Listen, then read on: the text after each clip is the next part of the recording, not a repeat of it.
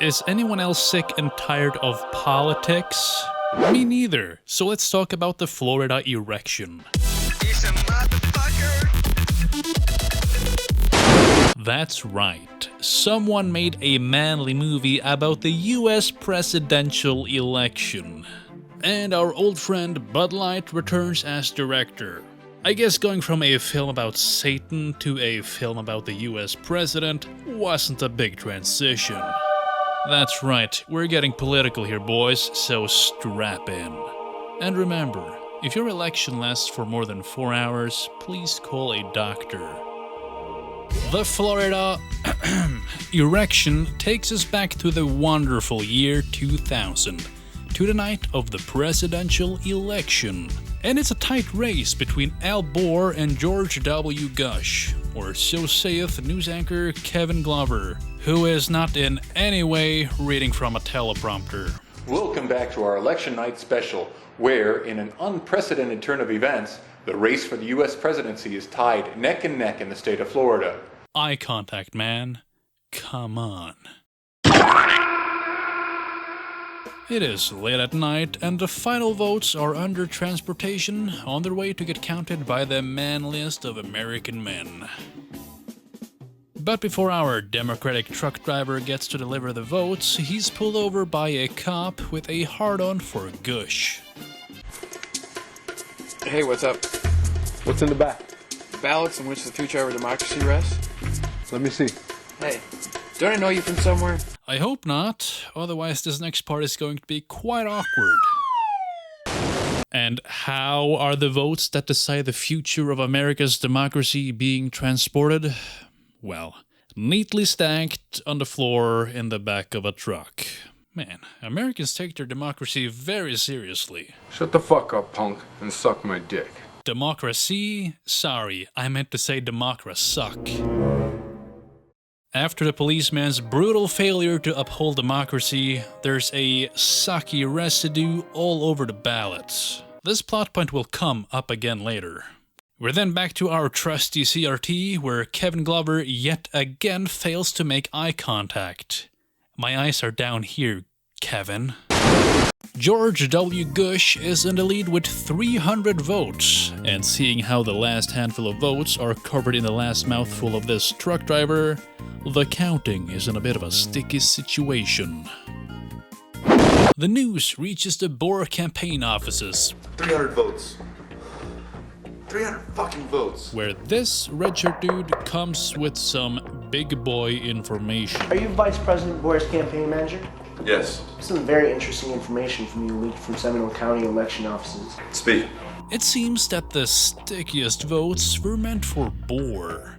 But don't you worry, cause Mr. Redshirt can get his hands on those ballots. For democracy. Well, let's see if you qualify. Sorry, I meant to say democra-suck. The next scene is unfortunately too political for YouTube. But believe me when I say it is pure art. It contains a Catherine Harris drag queen singing the national anthem whilst receiving a facial from Jeb Bush. Please clap. It is, something else. Oh, say, can you see? Let's get back to the votes, okay? The commie ballots have arrived. But just who are they getting to count the commie votes?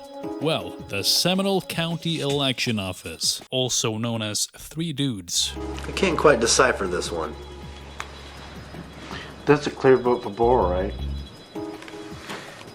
Clear about my ass. The ruling says the command has to leave 3 of the 4 corners clear. That's a reject. Also, for some reason, Skrillex did a soundtrack for this scene.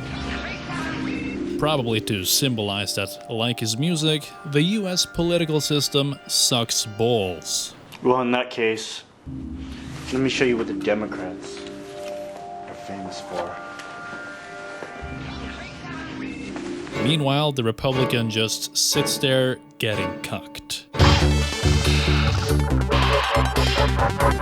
After a thorough hand count of the cum-drenched ballots, the unofficial tally has Boer leading by 1 single vote. Thankfully, the guy from Saw 1 also has his hands on some votes. but his hands go other places too. A historic meeting tonight between the two men who want to become president of the United States. Hey, wait a minute. That's Martin Wanamaker from Playing with Fire 2. And wow, he's actually looking into the camera. A true professional.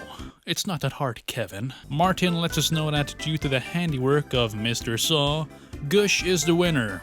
Apparently. Because I believe in sending money back to the people, especially people with oil. But Gush and Bohr will meet up to duke things out a different way. You may win the erection, but I'm gonna win the election. What about the minorities, the environment, the pensioners, the little people? Fuck them. Suck my dick. Suck my dick? I think I meant to say democracy. And thus, we have ourselves a new president. God bless America. The Florida election, in many ways, is just a vehicle to shit on George W. Bush in the 2000 election, which, fair enough. But its political commentary is about as subtle as a plane hitting a skyscraper. Overall, I give it a thumbs up. Thanks, Bud Light. But who exactly is Bud Light? Well, after my The Devil is a Bottom review, Greg, let me in. I decided to look the movie up on IMDb, and to my surprise, Bud Light showed up, but with a different, less beery name. Wash Westmoreland. And Wash has quite a number of credits on IMDb. He was even the co-director of an Oscar-winning film called Still Alice. This dude is legit. And yes, he has been on YouTube on Vanity Fair's channel. My name is Wash Westmoreland, the director and co-writer of Colette, and this is Notes on a Scene. If I had an ounce of this man's talents, the world would be a better, or worse, place. Wash, if you're watching this, and you're not terribly offended, I'd love to get in touch someday. But I'm afraid I have to go. Remember to vote, and do not vote for the racist piece of shit, please. Come on. You know I'll do the right thing.